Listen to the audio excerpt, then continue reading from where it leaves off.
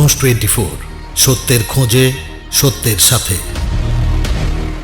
নমস্কার, খোঁজ 24 আপনাদের স্বাগত। শিক্ষাই জাতির মেরুদণ্ড আমরা সবাই জানি। স্বামীজি বলে গেছেন, এপিজে আব্দুল কালাম বলে গেছেন, আমাদের সংবিধান রচয়িতা বি.আর. আম্বেদকর উনিও বলে গেছেন। ভারতপ্রেমী সেবা সংঘ থেকে একটা কাজে আমরা গেছিলাম ঝাড়গ্রাম শিলদা। দিল্লি থেকে আমাদেরকে খবর দিল একটি ছেলে 187 জন ছেলেমেয়েদের শিক্ষা দেয়, টিউশন দেয়। হ্যাঁ, সেটাই দেখতে আমরা ঝাড়গ্রাম পৌঁছেছিলাম। চারিদিকে যেমন শিক্ষা নিয়ে দুর্নীতি, একটা রায় বেরাচ্ছে, একটা রায় ক্যান্সেল হচ্ছে, মানে মানুষের মধ্যে একটা দুরূহ অবস্থা। শিক্ষক শিক্ষিকাদের মধ্যে, যোগ্যদের মধ্যে অযোগ্যরা ঢুকে গেছে, চারিদিকেই চলছে। তার মধ্যে থেকে শিলদায় স্নেহাশিস বলে ছেলেটি এবং তার টিম যে কি কর্ম করছে তা না দেখলে আমরা জানতে পারতাম না। চলুন দেখি।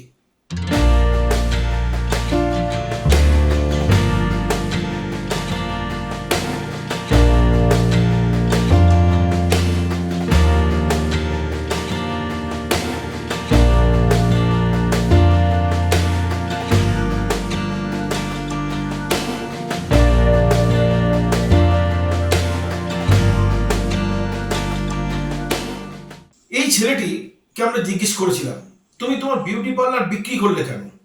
ওর দুখানা বিউটি পার্লার ছিল। ও বলল, বাচ্চাদের শিক্ষা দিতে আমার ভালো লাগে এবং ওরা এত গরিব, ওদের সত্যি আমরা যখন গিয়ে দেখি পায়ের জুতো পর্যন্ত কেনার ক্ষমতা নেই। ওরা কিন্তু স্কুলে যায়, কি শিক্ষা হয় বা শিক্ষা পায় জানি না, কিন্তু ও চাইছে যাতে ছেলেমেয়েরা ওর ওখান থেকে শিখে ভালো রেজাল্ট করে। এত বড় একটা কাজ করছো, এর জন্য কি মানে সাহায্য বা ফান্ড কিরমভাবে কি জোগাড় করছো?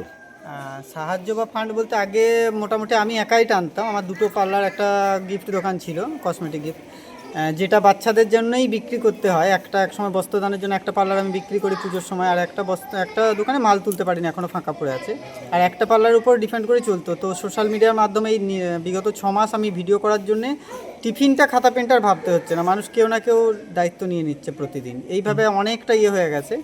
আর আমার সাথে যারা পড়ায় এরা যথেষ্ট হেল্প করে, শ্রমটা দেয়, পরিশ্রমটা আর কি, কিছু দিক না দিক। আর ফিনান্সিয়াল হেল্প সেরকম পায় না, বাট খাতা পেন ব্যাগ বা জুতো এগুলো জোগাড় হয়ে যাচ্ছে এই ভিডিওর মাধ্যমে, সবাই আসছে। এখানে বাচ্চাদের তোমরা কি শুধু পার্সোনাল টিউশনই দিচ্ছ? হ্যাঁ, টিউশনের সাথে সাথে নাচটা, আঁকাটা শেখানো হয়।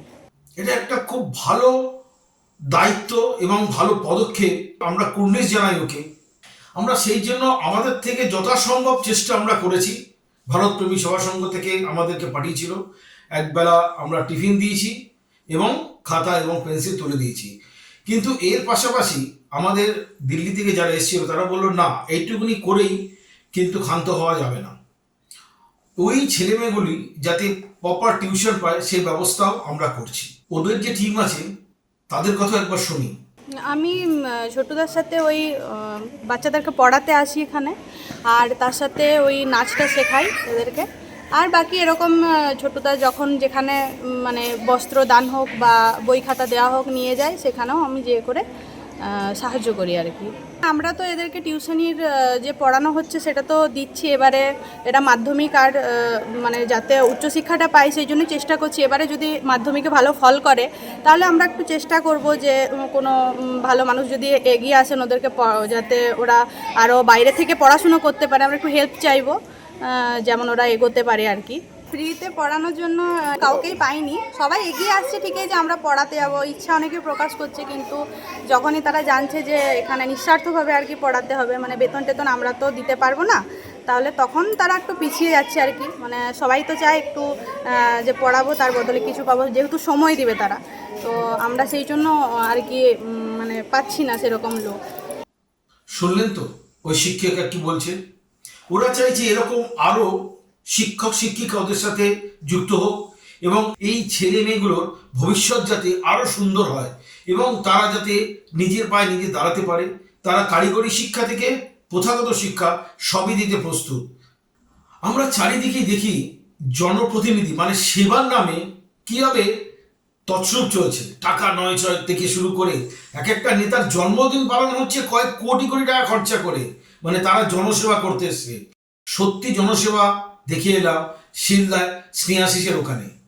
এই বাচ্চাগুলোর মুখের দিকে তাকালে আপনারও কষ্ট হবে যে সত্যি আমরা কি করছি, জীবনে আমরা এসেছি একটা দাগ কি কেটে যেতে পারি না। আজকে স্নেহাশিস যে কাজটি করছে, আমরা যদি তার সাথে যুক্ত হই, আমার মনে হয় এর চেয়ে বড় কাজ আর কিছু হবে না। আমরা ফোন নাম্বার স্ক্রিনে দিয়ে দেবো, যদি আপনাদের কোনো সহযোগিতা করতে হয় ওকে ডাইরেক্ট সহযোগিতা করবেন। এবং আমরা চাইছি স্নেহাশিসের মতো আরও যারা আছে, যেমন পুরুলিয়াতেও আমরা একটি খোঁজ পেয়েছি, আমরা যাব, এরকম যারা সত্যিকারের শিক্ষা নিয়ে কাজ করছে এবং নতুন প্রজন্ম তৈরি করতে চায়, তাদের পাশে কিন্তু আমরা দাঁড়াবো। ওরা যে কাজটি করছে তাতে আরও গুছিয়ে যদি আরও ভালো কাজ করতে পারে, হয়তো কোনো ছেলে, সবাই পড়াশোনায় মেধা হবে না, কারিগরি শিক্ষার দিক দিয়ে অনেক ভালো হবে, কেউ ভালো ফুটবল খেলতে শিখবে, কেউ ভালো সেলাই করতে শিখবে, এরকম নানা কাজে কেউ যদি পারদর্শী হয়, সেখানে কিন্তু ভারতপ্রেমী সেবা সংঘ সবসময় তাদের হাত এগিয়ে দেবে।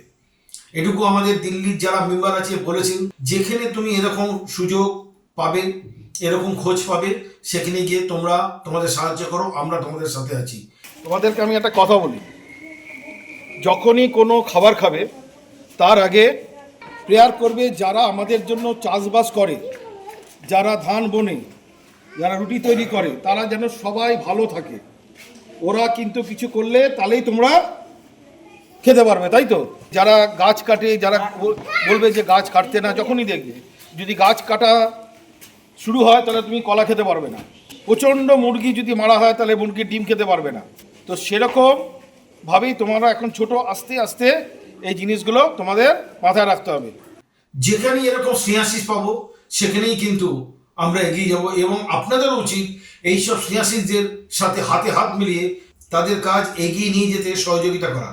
এটাই আমার মনে হয় সবচেয়ে বড় কাজ হবে আমাদের জীবনে। আজকে পর্যন্তই, আবার দেখা হবে নেক্সট এপিসোডে অন্য কোনো অনুসন্ধান নিয়ে। নমস্কার। খোঁজ 24, সত্যের খোঁজে সত্যের সাথে।